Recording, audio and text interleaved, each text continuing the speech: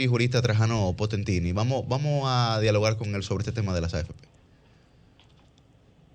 Sí. Saludos. Buen día, buenos días profesor. A todos. Sí. Hola, don Trajano. ¿Cómo están? ¿Cómo están todos? Mejor que ayer y peor que mañana. Agradecido de este espacio y nada, presto para intercambiar y participar de las inquietudes que puedan tener alrededor del tema seguridad social. Trajano, Roselvis Vargas le habla de este lado. Bueno, esta semana conocimos no su solicitud, digamos, o el depósito ante el Senado de esta solicitud para que se realice un referendo consultivo para que la población sea la que vote sobre la eliminación de las ARS y las AFP. ¿Cuál es el fundamento para esto? Y vale decir que hay gente que ya lo está considerando como un extremismo, como por ejemplo el director de Asuntos Económicos del PRD, Israel Abreu. Bueno, el extremismo es que se tenga un pueblo diezmado por más de 20 años en la estafa del siglo, en un robo piramidal. Es la única forma que se puede comparar en lo que ha devenido ese sistema, que en principio fuera una aspiración válida de Peña Gómez, que es quien diligencia en esa filosofía de vida que siempre llevó, ese interés por la gente, invertir en la gente, para que se tuviera un sosiego, una tranquilidad, vida digna, futuro, calidad de vida. Y este esquema que hoy por hoy ya el problema no es tanto, eso se lo puedo decir, no es tanto ni siquiera la ley, sino que encima de eso está el agravante de que todo el proceso ha sido prostituido, la misma ley con una serie de reglamentos donde han venido pues tejiendo con órganos satélites, con capacidad reglamentaria y toda una cantidad apreciable de reglamentos que hoy por hoy pues son lo que hacen imposible el que en ese traje a la medida, en que esa madeja del engaño puedan las personas pues tener acceso a un centavo de lo que han ahorrado, o más aún el también bastante desconcertante el tema salud, en donde ya no hay pacientes, ya lo que hay son usuarios de seguridad social, en donde hay una intermediación tanto en uno como en otro espacio de ese dual componente salud, y por el otro lado pues la parte de las pensiones, que es lo que tienen pues a todo el mundo al grito. Y siempre la reflexión que yo le hago, le dejo a ustedes para que hagan ese ejercicio, y por qué no extensivo también al público, es si alguno de ustedes conoce 5 personas que hayan sido, después de 20 años, de más de 20 años de la ley, que hayan sido pensionados por esta seguridad social. 2021, justito se cumplen 21 años, ¿no? Sí. Bueno, 19 y tanto de haberse estado implementando, y estaríamos hablando de casi, vamos rumbo a 22 años, porque fue en mayo del 2001. En mayo del 2001, el 9 de mayo que se promulga la ley. Entonces lo que hay que verificar eso, si ustedes conocen 5 personas que hayan sido pensionados por este sistema, y más aún también si conocen 5 familiares, 5 herederos que le hayan devuelto el dinero de su pariente que haya muerto, porque lo mantienen, que como dice el pueblo, vale más la azar que el chivo, envuelto en una burocracia que no tienen forma de tener acceso a esos fondos. Casi alrededor de unos 4,000 millones de pesos están dando vueltas sin que haya espacio ni forma de lograr tener acceso a ellos. Ese es el drama que están viviendo. Sí, dineros que tienen y que no hay espacio ni forma para accesar a ellos. El promedio de para ver si logran que le devuelvan es 5, 7, 8, 9 años. Entonces, con un sinnúmero de órganos reguladores que han devenido en una especie de connivencia, de complicidad con todo este proceso, fue latente.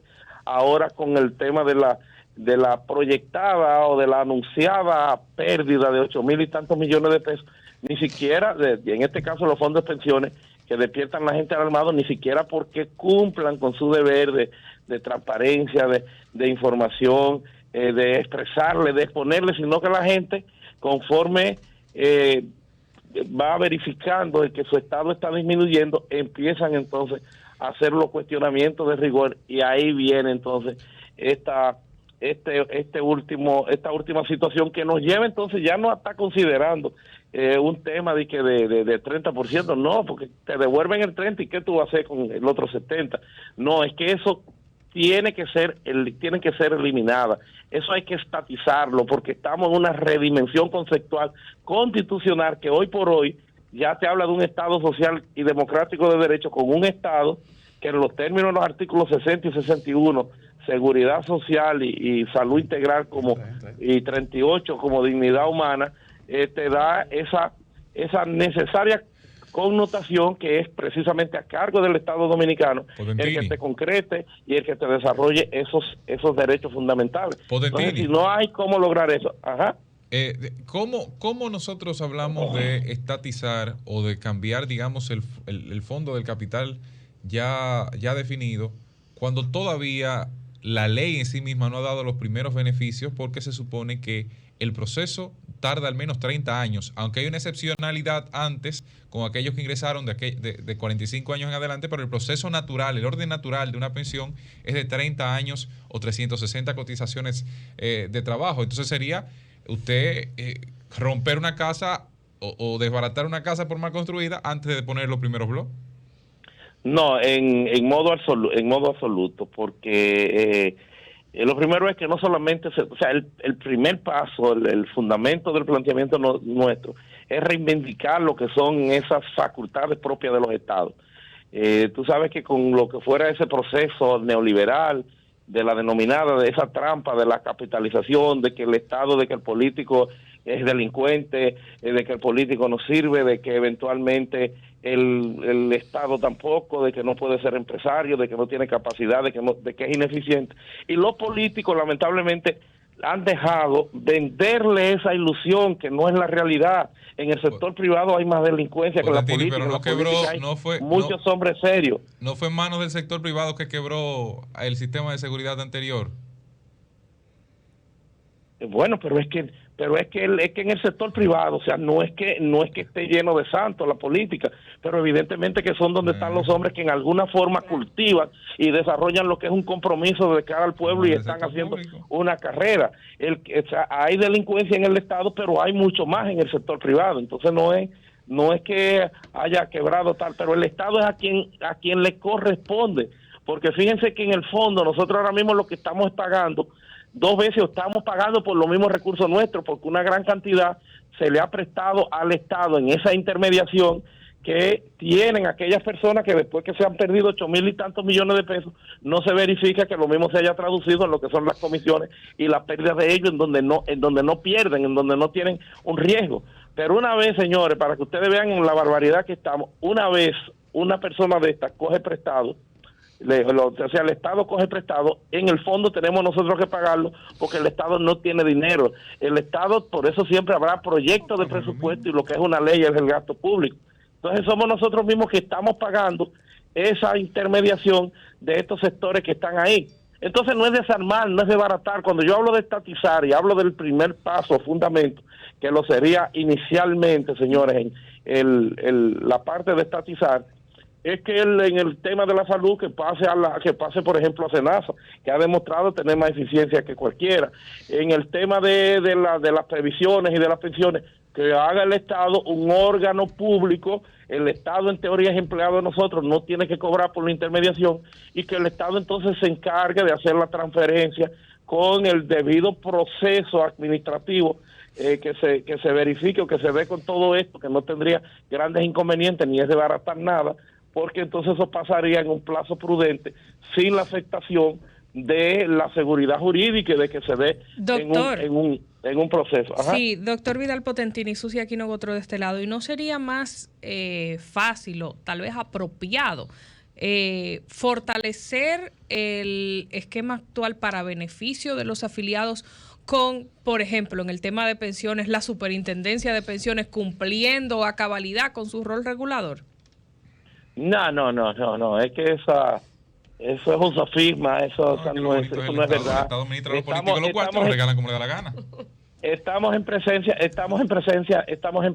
de un secuestro, estamos en presencia de una oligarquía que maneja, que tiene todo. estamos en presencia ya de lo que ha sido la tradición de la prostitución de la ley, señores.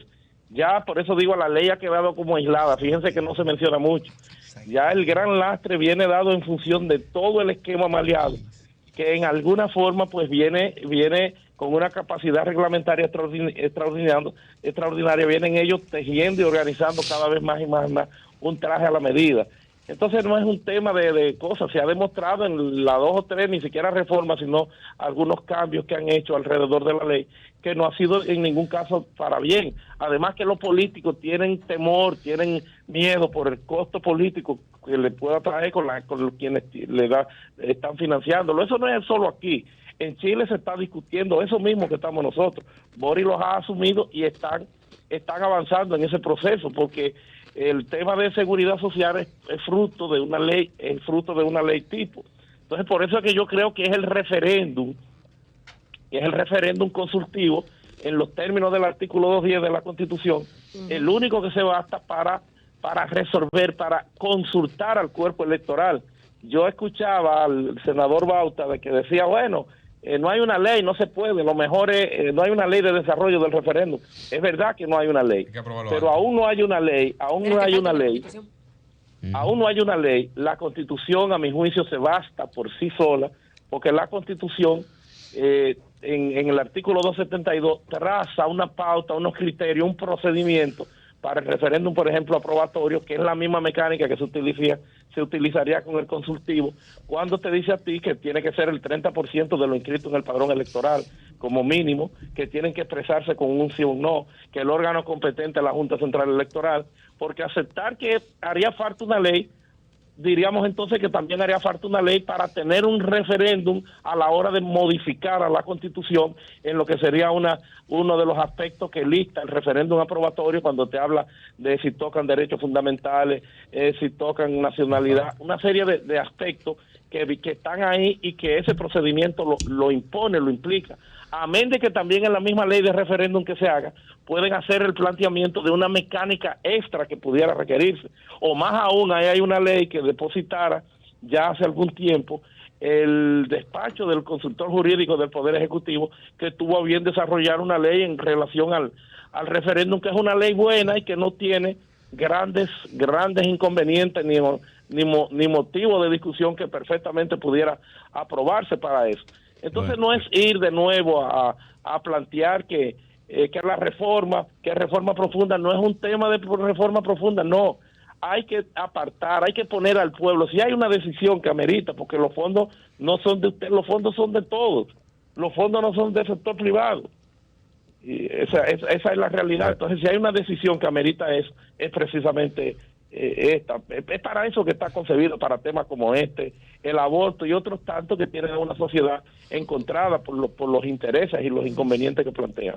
Bueno, muchísimas gracias, profesor. Muchísimas gracias al profesor Trajano Potentini, que nos ha hablado hoy sobre este tema de las AFP y la ARS que está bien caliente, bien caliente. Gracias, profesor.